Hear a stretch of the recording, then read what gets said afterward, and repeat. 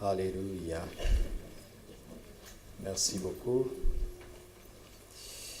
Alors, shalom bien-aimé de Sion.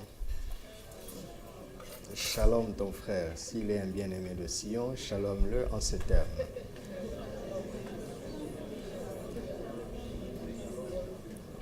Vous commencez à comprendre ce que ça veut dire? Un bien-aimé de Sion. Est-ce qu'il y a le peuple de Sion en ce lieu? Amen. Alléluia.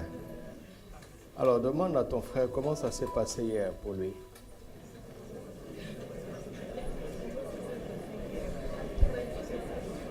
Dis-lui ce que tu as retenu.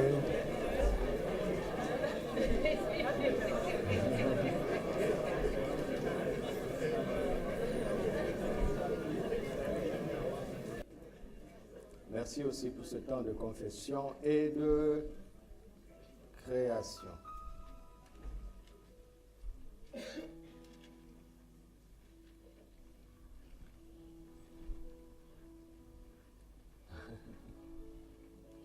Alléluia. Regardez ce que Pasteur Alex a découvert ce matin dans Exode 38, à partir du verset 21. Je vais lire dans la version du Semeur. Écoutez avec attention. Voici les contes du tabernacle. C'est le tabernacle de Moïse. Voici les contes du tabernacle, de la demeure de l'acte de l'Alliance, établi sur l'ordre de Moïse, par les soins des Lévites, sous la direction d'Ithamar, fils du prêtre Aaron. Bétzaleel, fils d'Uri, descendant de Our, de la tribu de Juda, fit tout ce que l'Éternel avait ordonné à Moïse. Assisté par Oholiab, fils de Ahisamak, de la tribu de Dan, qui était sculpteur, concepteur et brodeur en pourpre violette, en pourpre écarlate, en rouge éclatant et en fin lin. Écoutez, verset 24. Quantité d'or utilisée pour la construction et tous les ouvrages du sanctuaire, or qui avait été présenté à l'Éternel. Et c'est quelle quantité? 1000 kg et 122 grammes, pesés selon le poids en vigueur au sanctuaire. Donc pour faire ce tabernacle, il fallait 1000 kg et 122 grammes d'or.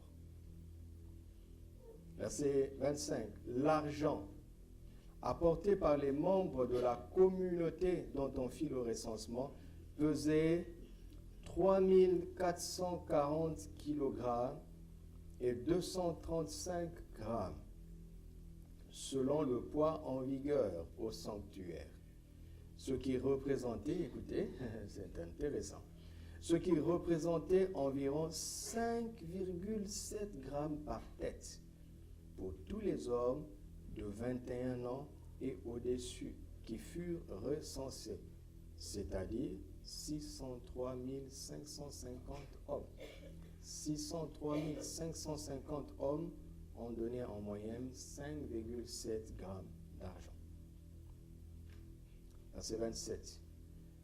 3420 kg furent utilisés pour les 100 socles du sanctuaire et ceux du voile, soit 34,20 kg par socle. Vous voyez que Dieu tient bien les comptes. Les 20 kilos restants, vous voyez? Les 20 kg restants furent utilisés pour les crochets et les tringles reliant les piliers, ainsi que pour le revêtement des chapiteaux. Le peuple avait présenté à l'Éternel 2421 kg et 360 grammes de bronze. On en fit les socles de l'entrée, de la tente, de la rencontre, et l'autel de bronze avec sa grille et tous ses ustensiles. Les socles du parvis tout autour, ceux de l'entrée du parvis et tous les piquets du tabernacle du parvis. Exode 31, verset 1. avec les fils de pourpre violette, de pourpre écarlate, de rouge éclatant, on confectionna les vêtements de cérémonie pour faire le service dans le sanctuaire et les vêtements sacrés pour Aaron, comme l'Éternel l'avait ordonné. Alléluia. Ouais, Dieu tient avec attention les comptes de ce que le peuple a apporté pour la construction du tabernacle. Samedi sera un temps de prédication et de puissance. Nous allons prier pour les malades, nous allons prier pour des délivrances, et nous allons prier pour des situations de triomphe. Mais après tout ça, je vais vous partager les perspectives de la vision plénitude de vie. Sachons que Dieu tient les comptes de ce que nous apportons. Il tient les comptes.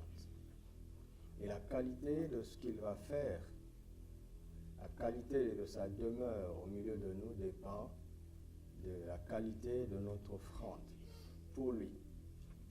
N'est-ce pas? Ça, c'est pour nous qui apportons. Mais d'autre part, Dieu veille sur la gestion. Comment on utilise chaque centime. Ouais, Dieu regarde les kilos et il regarde les grammes. Ça, c'est pour le conseil qui gère. Nous rendrons des comptes. C'est pour ça que nous rendons des comptes aussi au peuple.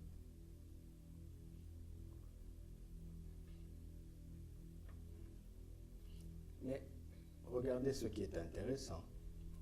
C'est qu'il a fallu 1000 kilos d'or et 122 grammes. Aujourd'hui, le kilo d'or coûte 390 372 dirhams. Ça veut dire qu'ils ont apporté l'équivalent de 300 multiplié par tout ça là. Ça fait 390 419 625,38 dirhams d'or. Et 19 48 443,558 dirhams d'argent. Et 145 281,6 dirhams. La somme fait combien? Et ce qui est intéressant, c'est que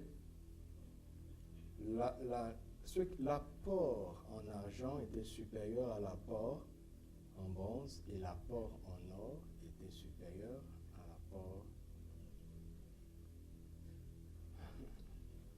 Le peuple avait compris. Ça s'appelle la reconnaissance envers ce Dieu qui les a sortis du désert. Alors le peuple a compris que Dieu méritait le meilleur. Il n'y a pas beaucoup d'amen. Mais regardez la valeur de ce tabernacle fait de main d'homme. Aujourd'hui, toi et moi sommes le temple de Dieu. Quelle est ta valeur? Merci, pasteur. Quelle est ta valeur? Et ce qui est impressionnant, c'est que nous parlons d'un peuple qui vient d'être esclave avant-hier. Nous ne parlons pas d'un peuple qui a attendu 10 ans d'expérience de foi pour libérer une telle libéralité. Amen. Paul, parlant de l'église de Macédoine, il dit « Leur pauvreté profonde a produit de grandes libéralités. »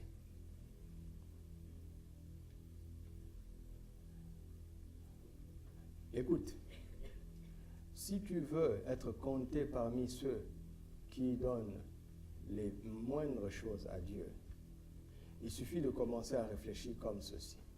Quand j'aurai, je donnerai. Si tu raisonnes comme ça, je te promets que quand tu auras, tu ne donneras pas.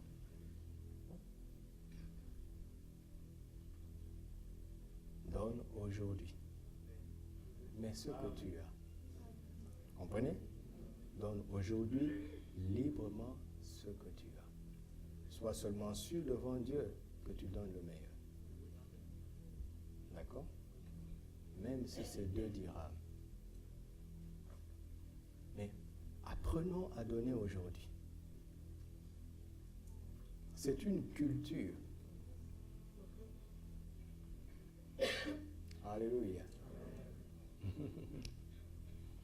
Ce soir, je vais simplement enseigner encore. Je vais faire comme Jésus, mon modèle. Il est dit qu'il a enseigné dans les synagogues et prêchait la bonne nouvelle du royaume et il guérissait toute maladie et toute infirmité. Alléluia. T'en fais pas. Samedi, je ne vais guérir personne. Mais j'espère que tout le monde soit guéri. Samedi, Jésus va guérir au travers de nous.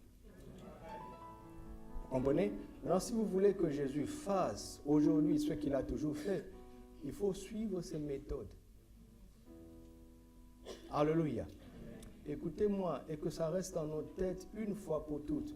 Aucun homme ne pourra guérir un autre. Jamais. Il n'y a pas d'homme puissant sur la terre. Mais il y a un Dieu puissant qui se sert des hommes. Tu m'entends? Est-ce que tu m'entends? Il n'y aura jamais un homme puissant. Mais il y aura des hommes qui croient au Dieu puissant et qui seront des instruments. Alléluia. Et samedi, Christ va manifester sa puissance. Mais il faut que nous suivions ces méthodes. Pourquoi? Parce que, vous savez, la prédication agit sur le court terme. C'est l'enseignement qui agit sur le moyen et le long terme. Et une bonne prédication repose sur un bon enseignement.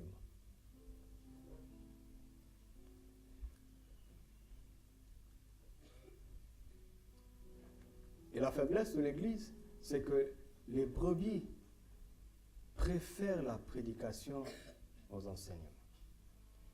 Ils aiment mieux les prédicateurs aux enseignants.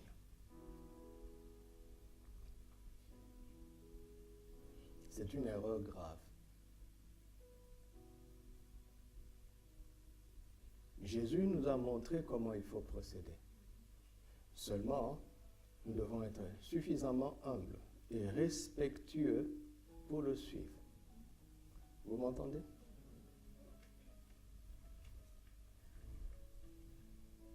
Donc, je vais continuer à parler simplement, en espérant vraiment que notre esprit va s'ouvrir pour que nous comprenions où Dieu est en train de nous emmener.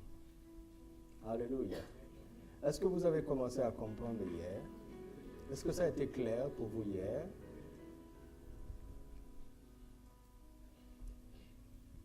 Hier, nous avons parlé de quoi? Hein? Et aujourd'hui, nous allons parler de quoi? Les deux plus importantes montagnes de Dieu. Et ces deux montagnes, c'est Sinaï et Sion. Vous savez qu'il y a plusieurs montagnes dans la Bible, n'est-ce pas? Citez-les. Lesquelles? Hein? La toute première. Hein? Tu es presque. Ararat. Là où l'arche s'est arrêtée. Voici les sujets de prédication. Chez papa, d'où nous venons, papa Karambiri, il nous a enseigné. Et un jour, il y a eu, j'étais marqué ce jour-là. Il a fini d'enseigner et il nous a donné des thèmes de prédication. Waouh! Ça veut dire que ce monsieur, tu le réveilles, tu lui parles-nous du sang. C'est extraordinaire. Il nous a donné des thèmes. Il dit, voici comment vous pouvez opérer de manière pratique dans l'évangélisation des masses. Et il nous a donné des thèmes. Bon, comme chaque fils, en tant que bon fils, je vais suivre mon papa. Voici les thèmes. Ancien Marie-Laure.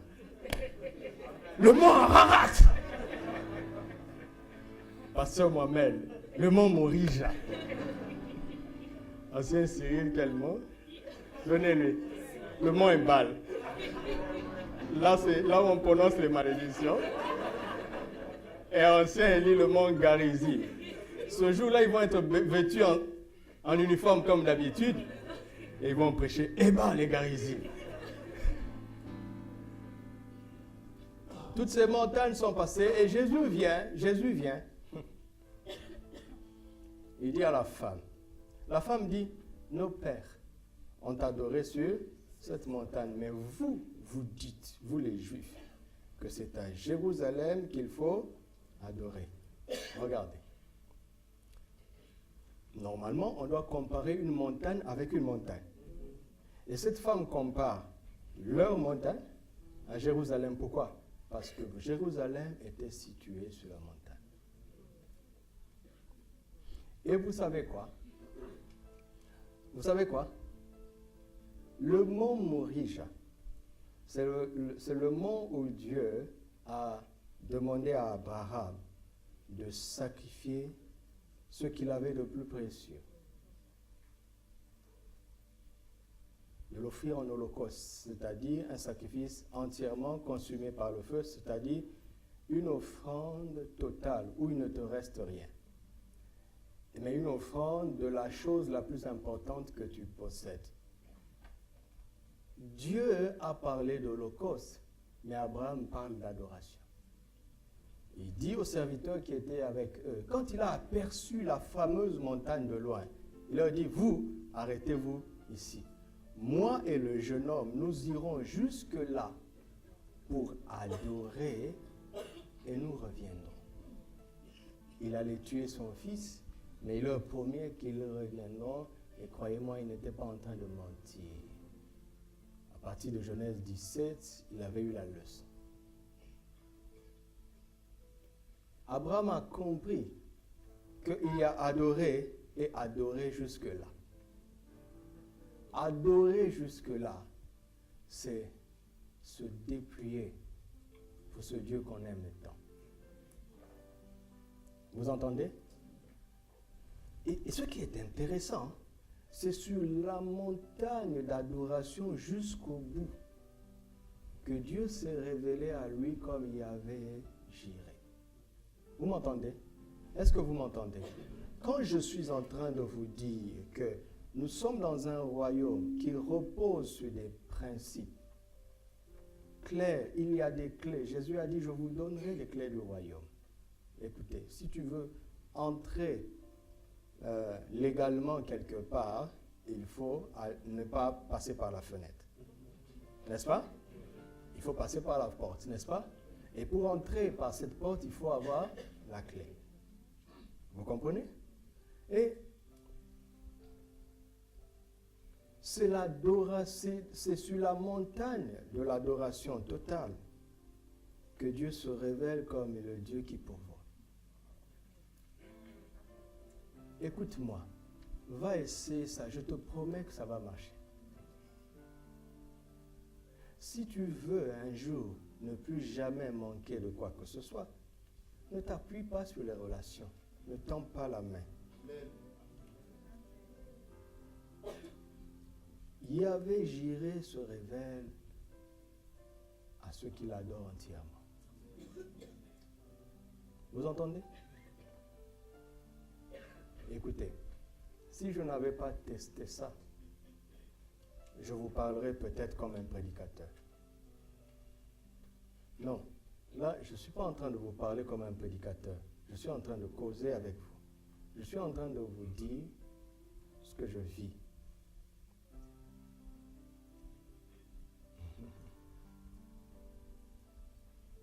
S'il y a quelqu'un à qui j'ai demandé de l'argent un jour ici, qui lève la main. S'il te plaît, n'aie pas honte. Dans la salle plénitude, salle vie, Est-ce qu'il y a ici quelqu'un à qui j'ai déjà demandé de l'argent un jour?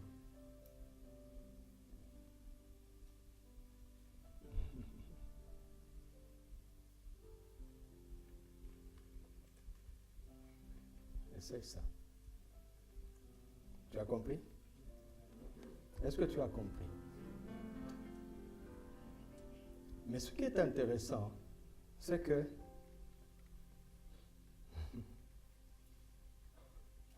le temple de Salomon est bâti sur le mont Moriah.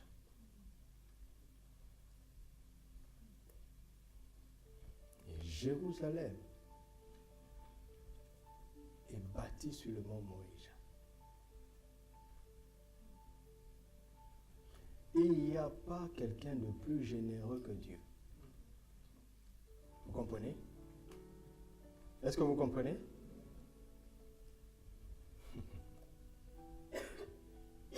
L'or et l'argent lui appartiennent. Est-ce qu'on a le droit de dire ça à l'église? Est-ce qu'on a le droit de parler d'argent à l'église? L'or et l'argent lui appartiennent, Agé 2:8.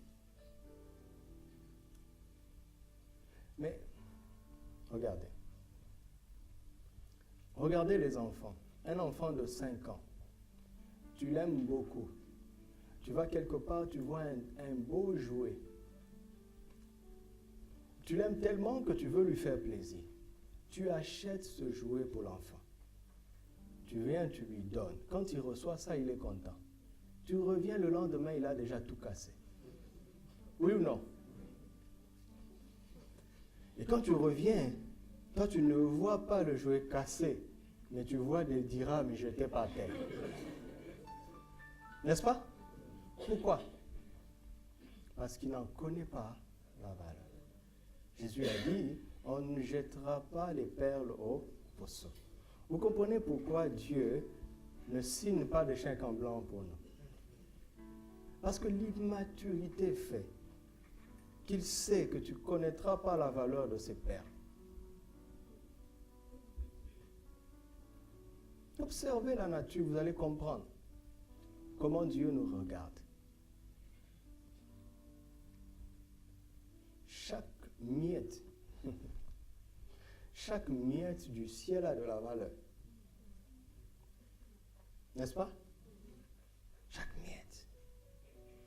Même les plus petites choses qui viennent de lui ont de la valeur. Mais il ne veut pas les gaspiller. Que ton cœur soit entier pour Dieu, je te promets que tu ne manqueras de rien. Alléluia. Vous voyez, j'ai prêché déjà sur le mont Moriah. Parce que je participe dans l'onction de mon Père.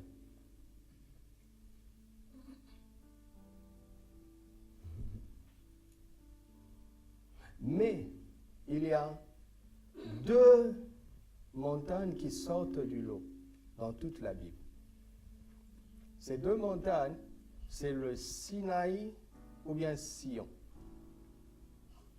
Sinaï, c'est la même montagne que Horeb. C'est la même chose. D'accord? Horeb ou Sinaï, c'est kif, pal. Sion, c'est ce dont nous avons commencé à parler hier. Sion, c'est notre thème de cette année. Lisons Hébreux chapitre 12. Où finalement, l'auteur de cet épître nous parle de ces 2 montagnes. On ne connaît pas qui a écrit l'épître aux Hébreux. C'est une épître qui n'est pas signée. On spécule en disant que c'est fort probable que c'est Paul qui l'a écrit, mais d'autres érudits disent que ça doit être Apollos. Ça ne change rien. C'est la parole de Dieu. Alors nous allons lire tout le chapitre, parce que c'est le texte sur lequel la vision de l'année et les 4 saisons spirituelles de l'année vont sortir. Mais je ne veux pas parler de ces saisons ce soir. Je vais en parler le vendredi. Hébreux 12, à partir du verset 1er, je lis dans la version Louis II. Nous donc aussi, puisque nous sommes environnés d'une si grande nuée de témoins, rejetons tout fardeau et le péché qui nous enveloppe si facilement, et courons avec persévérance dans la carrière qui nous est ouverte, ayant les regards sur Jésus, le chef et le consommateur de la foi, qui, en vue de la joie qui lui était réservée, a souffert la croix, méprisé l'ignominie, et s'est assis à la droite du trône de Dieu. Considérez en effet celui qui a supporté contre sa propre personne, une telle opposition de la part des pécheurs, afin que vous ne vous lassiez point l'âme découragée. Vous n'avez pas encore résisté jusqu'au sang en luttant contre le péché. Et vous avez oublié l'exhortation qui vous est adressée comme à des fils. Mon fils, ne méprise pas le châtiment du Seigneur et ne perds pas courage lorsqu'il te reprend. Car le Seigneur châtie celui qu'il aime et il frappe de la verge tous ceux qu'il reconnaît pour ses fils. Supportez le châtiment. C'est comme des fils que Dieu vous traite. Car quel est le fils qu'un père ne châtie pas? Si vous êtes exempt du châtiment auquel tous ont part, vous êtes donc des enfants illégitimes et non des fils. D'ailleurs, puisque nos pères selon la chair nous ont châtiés et que nous les avons respectés, ne devons-nous pas, à bien plus forte raison, nous soumettre au Père des esprits pour avoir la vie? Nos pères nous châtiaient pour peu de jours, comme ils le trouvaient bon, mais Dieu nous châtie pour notre bien, afin que nous participions à sa sainteté. Vous voyez ça? On aura tellement de choses à dire cette année. Il est vrai que tout châtiment semble d'abord un sujet de tristesse, ce qui est normal, et non de joie. Mais il produit plus tard, dites avec moi, plus tard, sur le long terme, mais il produit plus tard pour ceux qui ont été ainsi exercés un fruit paisible de justice. Pause. Je me souviens quand ma mère me frappait le matin. Elle me dit, si tu ne te laves pas, tu ne prends pas de petit-déj. Au début, j'obéissais. Je me lavais pour prendre le petit-déj. Mais quand j'ai commencé à grandir, je me suis senti fort. Je me suis dit, je ne me laverai pas et je n'aurai pas droit au petit-déj. Elle m'a frappé encore. Et j'ai dit, mais non, prive-moi de ton petit-déj. Vous comprenez? En fait, elle cherchait à me former. Aujourd'hui, ma mère est loin, j'ai 40 ans. Mais pour pouvoir manger sans me laver, c'est difficile. Son ombre est toujours là.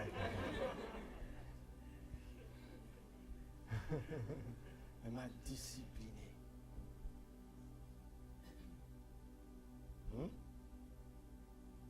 Et nous allons vous discipliner. Ah, vous êtes sages, vous avez dit Amen. Dites-le très fort. Amen. Dites aux anciens, disciplinez-nous s'il vous plaît. Recommencez. Encore plus fort. Vous avez entendu? Quel peuple sage vous êtes. Acclamez pour vous-même.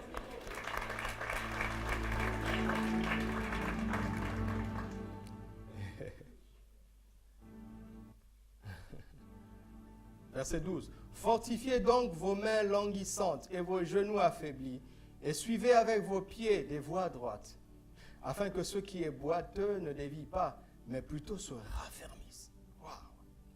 Recherchez la paix avec tous et la sanctification, sans laquelle personne ne verra le... Dites avec moi, c'est sérieux. Verset 15. Veillez à ce que nul ne se prive, pas qu'on le prive, mais qu'il se prive. Nul ne se prive la grâce de Dieu.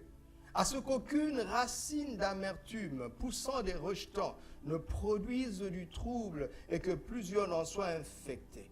À ce qu'il n'y ait ni impudique, ni profane, comme Ésaü qui pour un mais vendit son droit d'aînesse. Vous savez que plus tard, Voulant obtenir la bénédiction, il fut rejeté. Quoiqu'il la sollicité avec larmes, il y a des moments où on pleure trop tard. Car son repentir ne put avoir aucun effet. Non, il s'est vraiment repenti, mais il s'est repenti trop tard.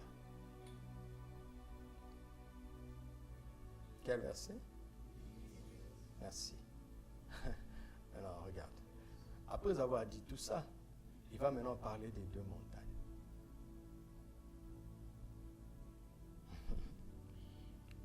Vous ne vous êtes pas approché d'une montagne qu'on peut toucher et qui était embrasée par le feu, ni de la nuée, ni des ténèbres, ni de la tempête, ni du retentissement de la trompette, ni du bruit des paroles, tels que ceux qui l'entendirent demandèrent qu'il ne leur en fût adressé aucune de plus, car ils ne supportaient pas cette déclaration. Si même une bête touche la montagne, elle sera lapidée. Et ce spectacle était si terrible que Moïse dit, je suis épouvanté et tout tremblant. Vous connaissez cette histoire? C'est lorsque Dieu est descendu sur Sinaï. Et souvent, quand on lit dans la version de l'Ancien Testament, on a l'impression que tout le peuple avait peur, sauf Moïse. Au point que le peuple a dit à Moïse, écoute, va vers Dieu qui te parle et toi tu viendras nous parler à nous. Est-ce de l'amour ça? Ils ont livré Moïse. Va, si toi tu vas mourir, va mourir. Meurs pour nous. Ah ouais? C'est pour ça que, écoute, il n'est pas interdit de prêcher un texte de l'Ancien Testament, car c'est la parole de Dieu. La Bible est puissante partout, de la Genèse à l'Apocalypse. Mais quand votre texte de base se trouve dans l'Ancien Testament, arrangez-vous pour conclure dans le Nouveau Testament. D'accord? Sinon, vous allez donner des vérités approximatives, ou bien des vérités limitées, et parfois des vérités dépassées. Vous comprenez? Par exemple, vous voyez dans le Nouveau Testament, Jacques nous dit qu'Élie était de la même nature que nous. Il a fermé le ciel pendant 3 ans et 6 mois. Allez dans 1 roi, vous ne verrez pas la précision du temps.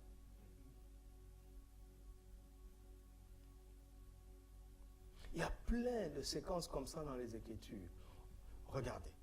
Vous allez voir Jude nous dire comment Satan s'est disputé le corps de Moïse avec l'archange Michel. Tu ne trouveras pas ça dans Deutéronome.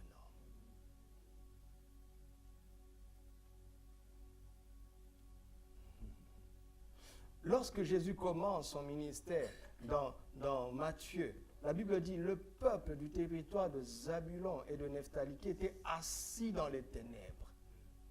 Mais le texte dont il fait allusion ne dit pas qu'ils étaient assis, mais qu'ils marchaient dans les ténèbres. La précision se trouve dans la Nouvelle Alliance.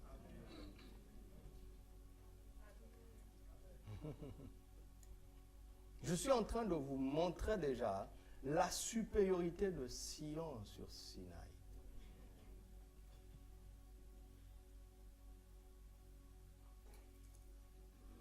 Parce que les prophètes de l'Ancien Testament entendaient le Saint-Esprit de l'extérieur. Nous entendons le Saint-Esprit de l'intérieur. Oui, aujourd'hui, il y a des prophètes, et je le crois, il y a des prophètes. Et je vous ferai venir un prophète cette année. Il viendra du Congo. C'est un ami à moi. C'est un prophète authentique. D'ailleurs, quand il viendra ici, il ne vous dira pas qu'il est prophète. Mais j'ai déjà dit, quand il viendra, ne l'appelez pas prophète. Vous allez le frustrer, il n'aime pas ça. Mais je vous promets que c'est un prophète. Les prophètes existent encore aujourd'hui. Mais dans la Nouvelle Alliance, l'esprit qui fait parler les prophètes habite en toi.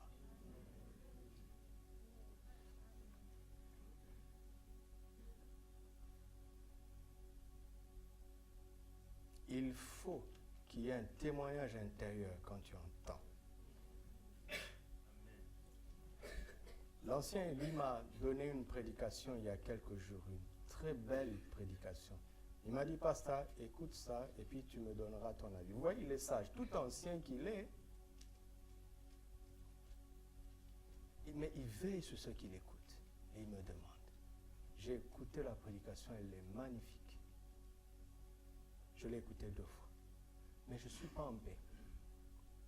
La première fois, je l'ai écoutée parce que je ne voulais pas être sur la défensive. D'accord?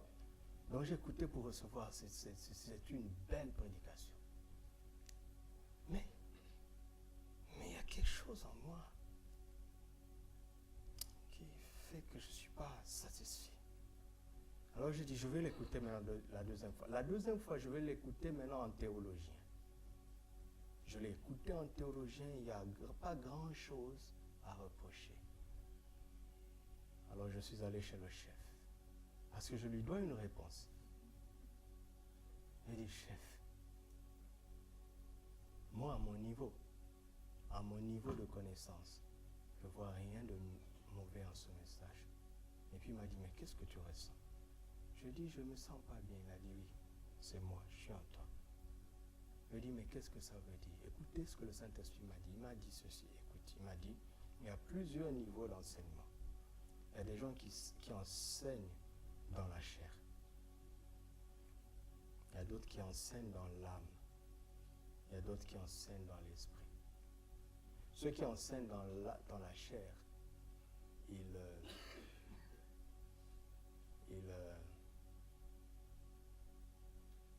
n'honorent pas la parole. Non, ils distillent des mensonges pour les intérêts. Et c'est conscient. Mais il dit, ceux qui enseignent dans l'âme, ils limitent l'inspiration par leur intelligence ou leur culture. Ils ne disent pas forcément des faussetés, mais ils ne peuvent pas être allés jusqu'au bout de la révélation parce qu'ils restent dans l'âme. Et il dit, il y a ceux qui enseignent dans l'esprit. Eux, quand ils sont devant la parole, ils mettent de côté leur raisonnement, leur acquis, leur culture, leur doctrine. Ils sont toujours prêts à se repentir quand Dieu leur dit, jusque-là tu croyais ça, mais maintenant je veux t'emmener là. Ça, c'est ceux qui enseignent dans l'esprit. Et j'ai compris que ce frère a enseigné dans l'âme. Son message est correct. C'est pour ça que théologiquement, je n'avais aucun reproche, mais son message est limité.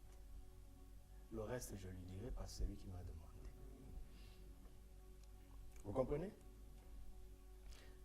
Il faut faire grandir votre communion avec l'esprit. Sinon, soit vous vous laisserez tromper par quelqu'un qui enseigne dans la chair, ou vous vous laisserez limiter, borner par quelqu'un qui enseigne dans l'âme. Vous m'entendez? Et quand tu enseignes dans l'esprit, tu n'as pas besoin, il n'y a pas d'artifice. La parole est toute suffisante elle-même. Il n'y a rien à ajouter. Vous savez, écoutez Jésus, il a dit, il ne faut rien ajouter, rien retrancher. La parole n'a pas besoin d'appui. Elle est elle-même la puissance de Dieu pour le salut de quiconque croit. Samedi, je veux t'imposer les mains et tu vas être guéri. Par la puissance de l'évangile elle-même. Moi, je ne serai qu'un canal. Et si tu n'es pas guéri, va contester auprès de Dieu.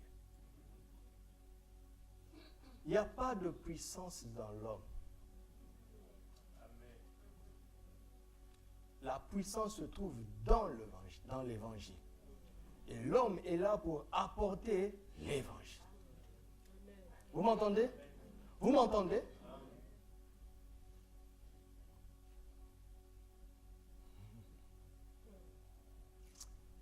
Marc 16, 20, je vous l'ai dit dernièrement. Et le Seigneur, faisait quoi? Affiche, comme ça on va être précis. Marc 16, 20. Le temps est déjà fini. Marc 16, 20. Et ils s'en allaient partout prêcher, n'est-ce pas? Et le Seigneur travaillait avec eux et confirmer la parole par les miracles qui l'accompagnaient. Vous vous souvenez? Les miracles accompagnaient qui? Pas les apôtres. Sinon, on dirait par les miracles qui les accompagnaient. Vous entendez ça? Installez la parole et laissez la parole faire ce qu'elle veut. Et si ce jour-là, la gloire descend, tu n'y es pour rien. Ton seul mérite, peut-être, c'est d'avoir libéré la parole que tu aurais dû dire. L'année passée, quelque chose nous est arrivé à Ouaga qui m'a fait rire. Nous étions logés chez la sœur de mon épouse. C'est une maison avec rez-de-chaussée, le premier niveau. Et le dernier fils de notre sœur s'est vraiment attaché à moi. On a passé de bons moments ensemble. Alors, il passait tout son temps avec moi. Et Arlette était en bas avec sa sœur, causant avec sa sœur. Et il était temps pour nous de partir. J'ai entendu Arlette et sa sœur dire au petit, va dire à tonton que nous allons partir. J'ai entendu. D'accord? Et j'étais en train de me chausser. Le petit est venu dire, tu es assis là, non? Ils vont partir te laisser.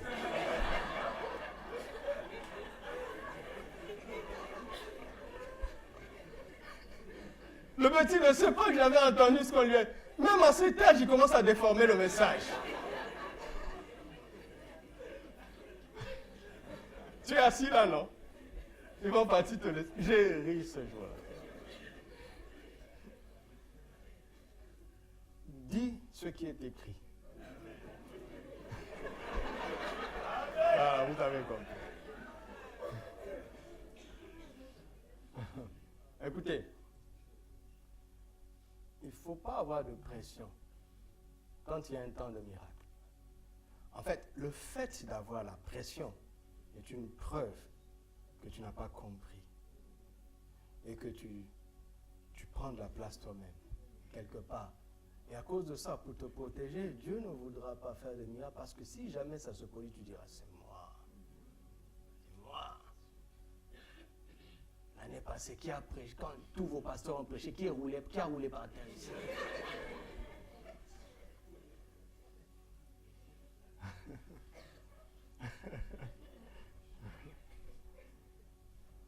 Vous m'entendez? Il ne faut pas avoir de pression quand tu dois conduire la louange. Il faut avoir la crainte de Dieu. Ça, je vais en parler, j'espère. C'est deux choses différentes. Revenons dans l'Hébreu. Vous allez voir ce qui se passe dans Sinaï. Donc, j'étais en train de dire que même Moïse lui-même était épouvanté, n'est-ce pas? Moïse lui-même avait peur. Mais pourquoi Moïse s'est permis de monter? Parce que toute cette terreur était là comme un châtiment d'un père à ses enfants parce qu'il les aime. Ce qui est dit au début a sa place. Vous comprenez? Donc, tout est question d'attitude. Aimes-tu la correction ou pas? Si tu n'aimes pas la correction, tu fuiras. Si tu aimes la correction, tu t'approcheras.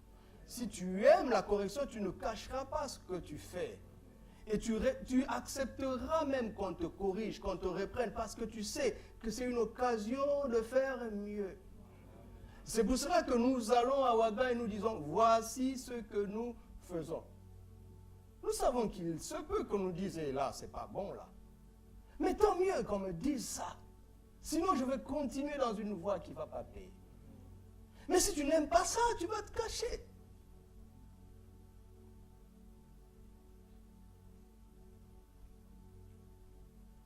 Moïse est monté. Est-ce qu'il est mort? Il n'est pas mort.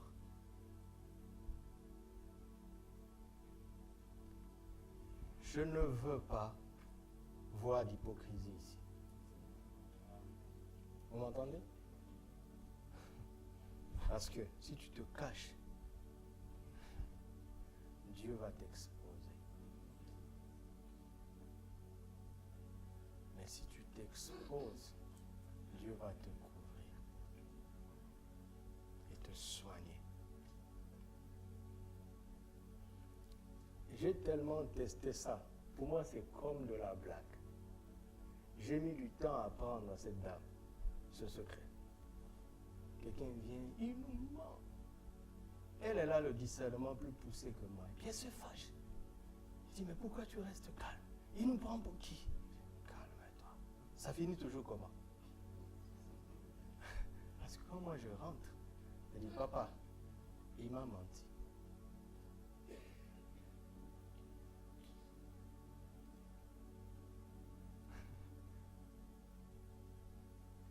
Pas d'hypocrisie en Sion.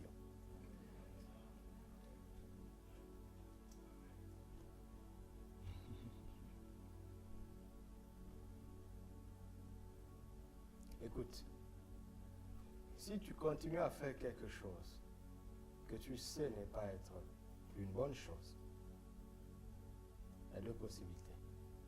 Soit tu es un vrai rebelle, alors ta place n'est pas ici. Mais soit tu es un esclave. Tu ne sais pas comment vaincre. Nous allons t'aider. À moins que tu choisisses de rester esclave définitivement. Vous avez vu Ésaü? Il y a des moments où la repentance vient trop tard.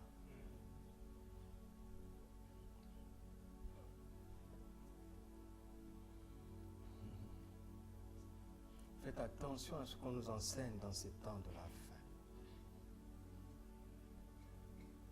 Ne banalisons pas la crainte de Dieu. Ne banalisons pas la sanctification. Oui, le salut s'acquiert par grâce. Mais attention, persévérer dans le salut demande des efforts de notre part. De temps en temps, écoutons l'apôtre Pierre dit, faites tous vos efforts pour joindre à votre foi tant. Regarde ce que Hébreux 12 nous dit, vous n'avez pas résisté au péché jusqu'au sang.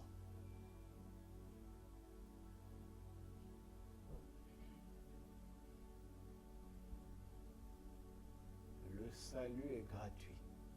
Demeurer dans le salut demande quelque chose. Vous savez, il y a tellement de mauvais évangiles qui circulent. Et quand je parle de mauvais évangiles, je ne suis pas en train de parler des faux pasteurs là qui sont là. Je suis en train de parler de certains grands pasteurs qui ont tellement découvert la grâce qu'ils ont basculé dans l'extrême. Et sont en train de se reproduire et susciter des chrétiens d'une légèreté qui n'a pas de nom. Faisons attention.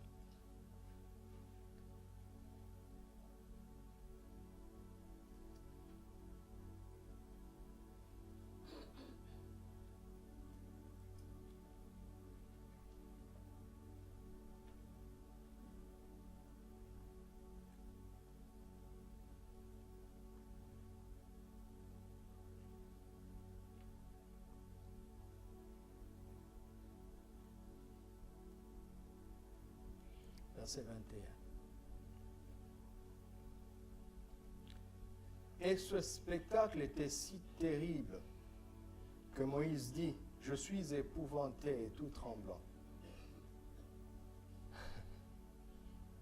Vous voyez, verset 22. Mais vous vous êtes approchés. Souvenons-nous qu'il avait dit, vous ne vous êtes pas approchés, n'est-ce pas? D'une montagne aux aspects physiques. D'une montagne qu'on ne peut pas, qu'on pouvait toucher. Il dit, écoute, vous, en ce qui vous concerne, vous vous êtes approchés de la montagne de quoi? Première information, ça veut dire que la montagne de Sion, on ne la touche pas. Ce n'est pas comme Sinaï, une montagne physique.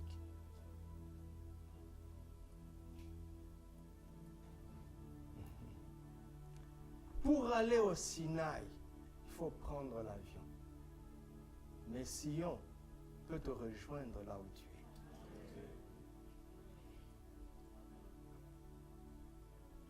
Vous lisez la Bible, vous vous rendez compte que le mot Éden revient. Dieu dit, je changerai ce désert en Éden. Vous avez médité ce matin le torrent de vie? Vous avez médité ce matin? Il dit, je transformerai son désert en Éden. Quoi? Mais en fait, si on veut faire un peu de géographie, on peut localiser Éden quelque part. Parce que l'Euphrate existe jusqu'aujourd'hui. Ce jardin aurait existé au Moyen-Orient là-bas. Mais dites-moi, si Éden est un jardin physique, pourquoi Dieu va mettre des chérubins pour empêcher d'y avoir accès? Des chérubins invisibles. Réfléchissez. Éden était une dimension spirituelle de vie, de délices et d'abondance que Dieu donne à l'homme qui est en communion avec lui et qui consomme l'arbre de la vie.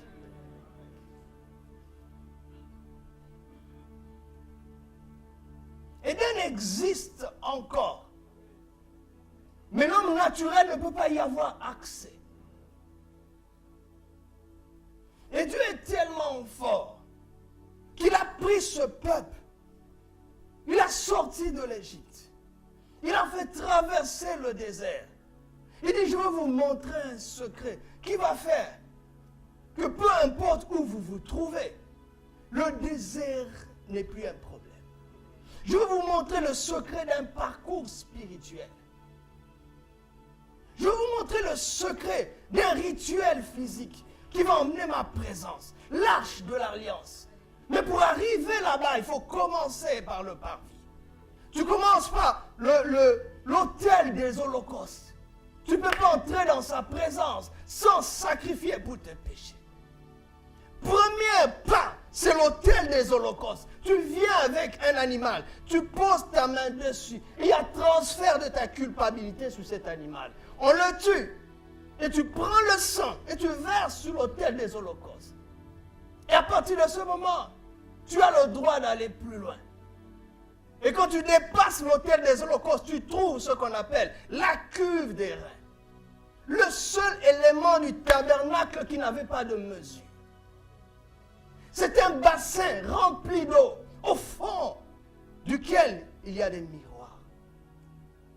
C'est là où on fait les ablutions pour se purifier. Mais Dieu veut que quand tu te laves avec cette eau, que tu te mires. Jacques nous dira plus tard que si quelqu'un entend la parole et ne le met pas en pratique, il est comme quelqu'un qui oublie son visage naturel après avoir regardé au miroir. Il dit, ma parole, Jésus a dit, vous êtes purs à cause de la parole. Ma parole purifie, mais ma parole vous montre votre visage. La parole te montre comment moi je te vois. Je ne veux pas que tu t'approches de moi avec une mauvaise mentalité de toi-même. Pour aller plus loin dans la présence de Dieu, il faut le sang qui purifie le péché, mais il faut aussi le renouvellement de l'intelligence. Parce que Dieu ne veut pas que des esclaves s'approchent de lui, il veut que des fils s'approchent de lui. C'est pour cela que l'enseignement est puissant. Oui, quand l'enseignement est bien fait, la prière devient facile. On sait quoi dire à Dieu, pourquoi? Parce qu'on s'appuie sur la parole pour monter dans sa présence. Comme Pierre a marché sur l'eau, mais pas sur l'eau, mais sur ta parole.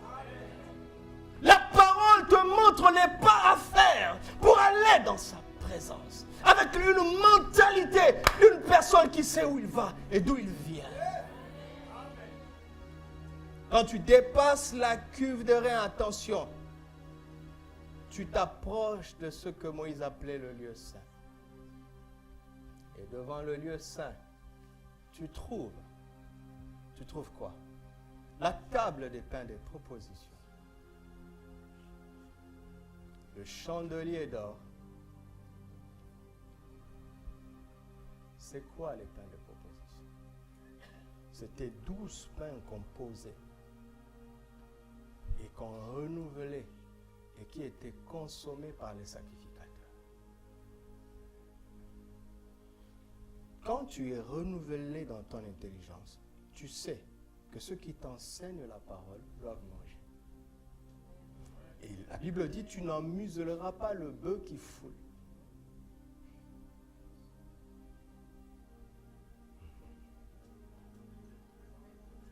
Tu sais que celui qui porte les armes et celui qui va au combat auront la même récompense. Tu sais que les ministères qui sont à temps plein ont sacrifié leur droit de travailler. Mais ils doivent vivre. Quelqu'un qui s'approche vraiment de Dieu comprend ça instinctivement, intérieurement. Ça ne s'enseigne pas. Il sait que pour mieux connaître Dieu, il a besoin d'être enseigné. Et Dieu passe par des hommes pour l'enseigner. Alors il pourvoit pour le pain de ces hommes-là. Je n'ai pas honte de le dire, c'est la parole de Dieu. Dimanche, nous allons consacrer 2 personnes en temps plein. Ça fera 2 de plus. Il y aura 4 personnes à temps plein.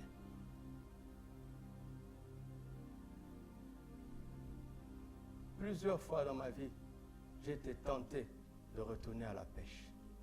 Tellement ça chauffait.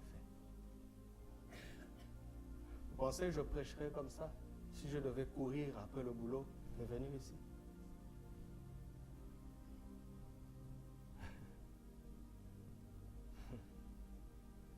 Et après les tables de pain de proposition, il y a le chandelier. La seule lumière du sanctuaire qui était couverte en peau de dauphin. En réalité, le sanctuaire devait être un endroit obscur, peu importe le soleil qu'il y a derrière, parce qu'il y avait des couches de peau épaisses. Dieu ne voulait pas de moindre rayon de soleil dans son sanctuaire. Il voulait une lumière raffinée, qui est la présence du Saint-Esprit. Et c'est comme ça, quand tu respectes le sang, la parole et la participation à l'église, l'inspiration devient quelque chose de facile. Facile. Tu n'as pas besoin de jeûner 3 jours à 7 pour savoir quelle bonne décision prendre. Dieu va te dire, le jeûne est bon, nous allons parler du jeûne. Il dit, le jeûne est bon, mais tu as oublié la table. Regarde, dans votre assemblée, sur la table, il n'y a pas assez de pain pour les sacrificateurs. C'est la parole de Dieu ou pas? Est-ce que je vous inspire pas quand je parle? Pourquoi? Quand Dieu est content de vous, il bénit son serviteur pour vous éclairer.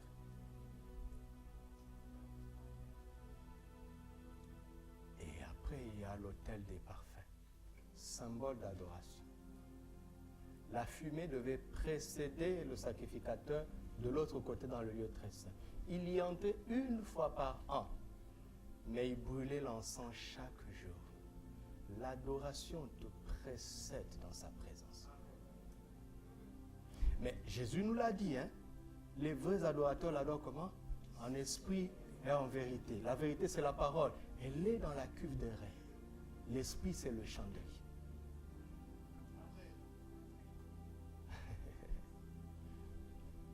Tu méprises la sanctification, tu méprises les dîmes et les offrandes, tu ne peux pas l'adorer en esprit et en vérité. Tu ne peux pas. Parce que c'est le Saint-Esprit qui inspire notre adoration.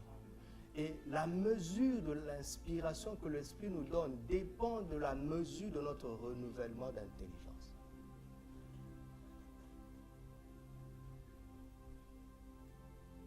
Mais ce jour-là, une fois l'an, le jour du Yom Kippour, le jour de l'expiation, 1 fois par an, le souverain sacrificateur avait le droit d'entrer, mais non sans le sang. Il venait avec le sang pour verser sur le couvercle de l'arche, appelé le propitiatoire, c'est-à-dire ce qui te rend favorable, propice à Dieu. Mais sur le propitiatoire, il y avait quoi? Les fameux chérubins, qui ne regardent pas celui qui vient, mais ils regardent sur le propitiatoire. Gare à toi s'il n'y a pas le sang. Mais rentrons en Genèse 3. C'est les mêmes chérubins qui avaient fermé la porte d'Éden. Dieu est en train de nous dire, voici la solution pour entrer de nouveau en Éden. Viens avec le sang précieux de Jésus. Car tous sont péchés, sont privés de la gloire de Dieu, mais sont gratuitement justifiés par le moyen de la rédemption qui est en Jésus. Celui que Dieu a destiné par son sang à être une victime propitiatoire pour ceux qui croiraient. Mais Éden est encore accessible. C'est pour cela que ce peuple, dans le désert, les chaussures ne se sont pas usées à leurs pieds. Leurs vêtements ne se sont pas usés. Ils étaient servis de la manne tous les jours. Dieu s'occupait d'eux, alléluia. Dieu s'occupait de leur chauffage la nuit, par la colonne de feu. Parce qu'il fait froid dans le désert. Donc, Israël avait redécouvert le moyen de retourner en Éden par le parcours du tabernacle. Et vous savez quoi? C'est comme quand tu enseignes à l'école ou à l'école maternelle. Tu ne peux pas enseigner sans image. N'est-ce pas? Comment on m'a appris l'addition? Je te donne 2 bonbons. Je t'ajoute 3 bonbons. Ça fait combien? 1, 2, 3, 4, 5. Maintenant, si je te dis 2 plus 3, ça fait combien? 5. Tu t'appuies sur quoi? Tu es dans l'abstraction. Tu nages dans l'abstraction, mais tu trouves la même solution. C'est ça, Sion. Une montagne qu'on ne peut pas toucher. Dans l'abstraction, entre guillemets, mais on parvient au même résultat et même mieux.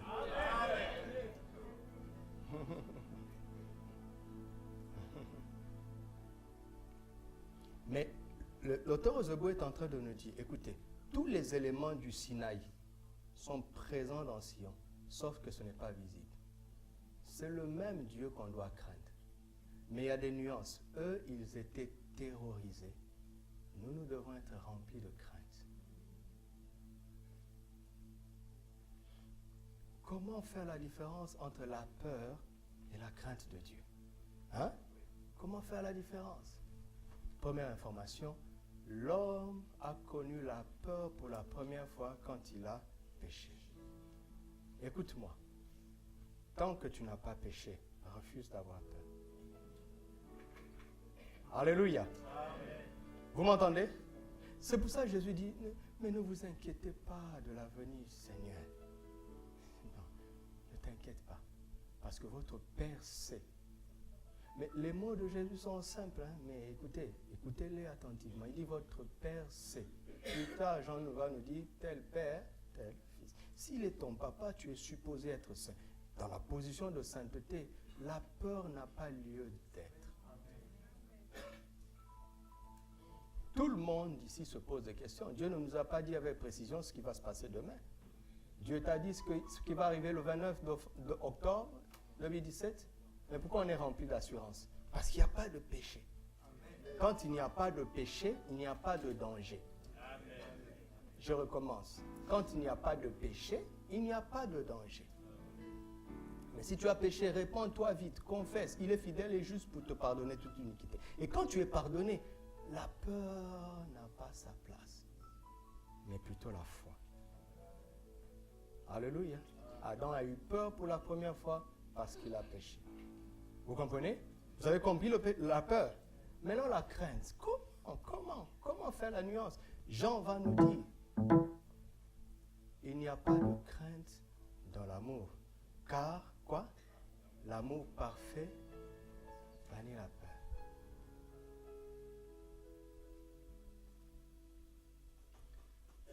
Voici le problème de l'église de notre génération. C'est une église qui est instable. Un coup, il a peur de Dieu, il se retrouve au Sinaï. Vous comprenez? Après, un évangéliste vient lui dire, non, mais il y a le sang de Jésus. Alors, il va à Sion. Et là, il devient léger. Vous avez compris? Vous avez compris? Comment faire l'équilibre? Il dit, non, il ne faut pas avoir peur de Dieu, mais il faut l'aimer tellement. Et l'amour, aimer Dieu, va te pousser à l'honorer, à le respecter, à faire ce qui lui plaît. Donc, en apparence, on aura l'impression que tu as peur de Dieu, mais en esprit, on voit que tu n'as pas peur, mais tu le crains. La clé, c'est l'amour. Alléluia. Alléluia. Je vais terminer en vous montrant la plus grande différence entre Sinaï et Sion. La plus grande différence, c'est que Sinaï, c'est une montagne dont le spectacle est visible, perceptible. Savez-vous que la même gloire, et même mieux, du Sinaï est ici? Mais on ne voit pas de tremblement de terre. Pourquoi? Parce que ce n'est pas par la vue, mais par la foi.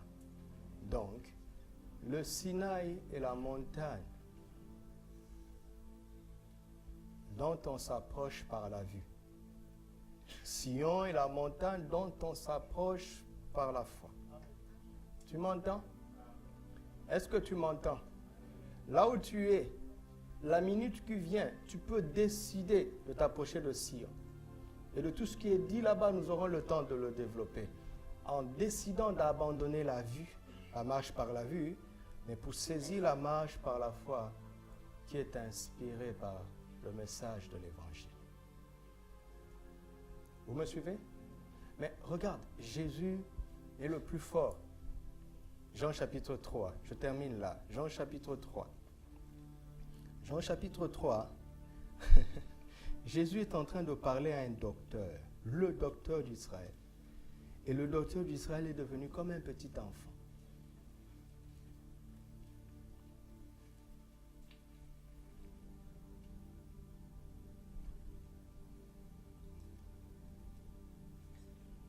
Jean chapitre 3, regardons le verset 9.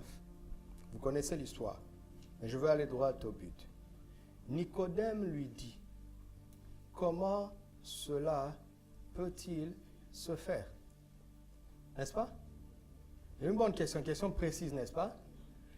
Il parle de quoi? Cela ici désigne quoi? Naître dans la nouvelle naissance pour voir et entrer dans le royaume. Naître de l'esprit. Nicodème dit, mais comment ça peut se faire? Dois-je rentrer dans le sein de ma mère alors que je suis vieux? Même si tu le voulais, tu le ferais comment? Et Jésus dit, tu es le docteur d'Israël et tu ne sais pas ces choses.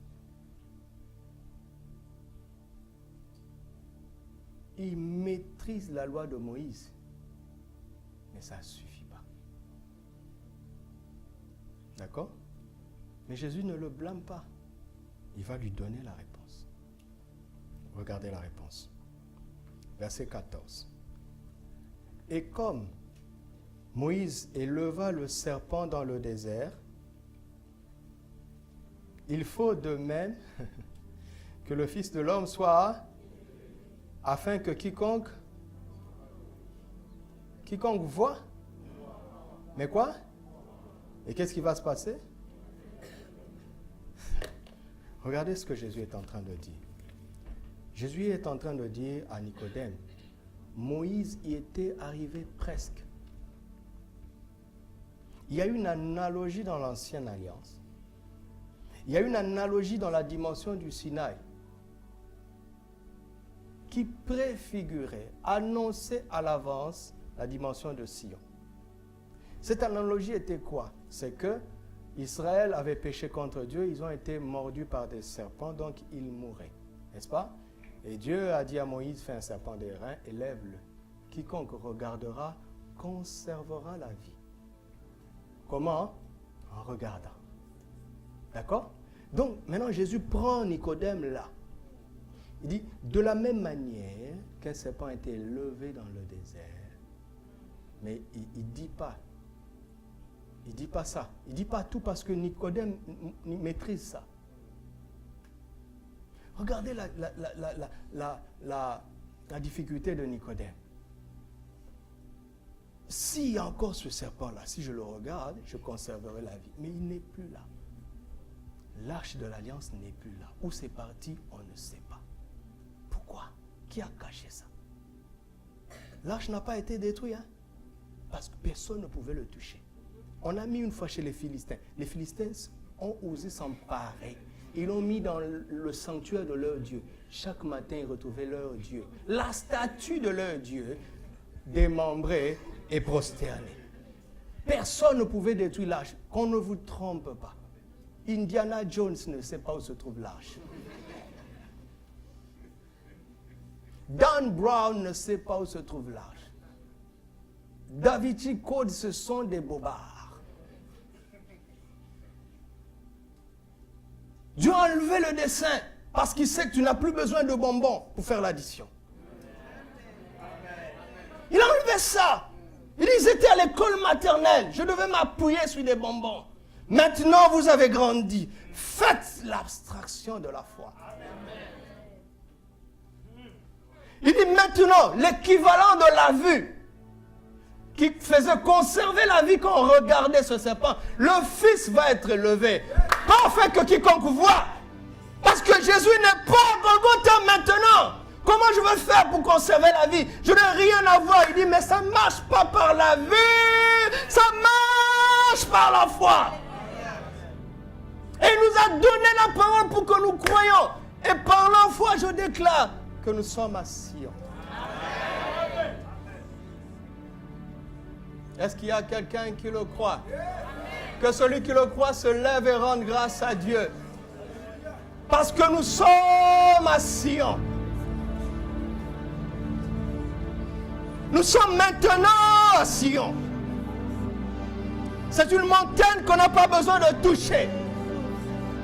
Ce sont les tremblements qui sont dans notre esprit par la crainte de Dieu. On n'a pas besoin de tremblements de terre, on a besoin de craindre Dieu. Et de résister jusqu'au sang à ce péché qui environne si facilement. Je crois que Jésus est en ce lieu. Je crois que nous sommes environnés d'une nuée de témoins. Je crois que nous sommes approchés de cette montagne. De myriades des anges qui sont en ce lieu. Je crois qu'ici est la montagne de Sion. Je crois que je me tiens à Sion constamment. À l'église ou à la maison. Sur la route ou dans ma chambre. Au travail ou à l'école. Par la foi, je demeure à Sion. Par la foi, je partage avec Dieu sa résidence. Par la foi, je crois que mon corps est le temple du Saint-Esprit. Par la foi, par la foi, par la foi. C'est ici Sion par la foi. C'est ici Sion par la foi. Le sang qui parle mieux que celui qui est d'Abel parle à notre faveur, afin que nous puissions nous approcher du trône de la grâce avec assurance et être secourus dans nos besoins et pouvoir de nouveau expérimenter Éden. Aucun chérubin ne peut m'empêcher d'y avoir accès. Parce que le sang le plus précieux qui soit parle à mon faveur. Le sang de Jésus parle en ta faveur. Le sang de Jésus parle en notre faveur. Merci pour le sang. Un cantique qui célèbre le sang de Jésus. Merci pour le sang de l'agneau. Merci pour le sang de la croix.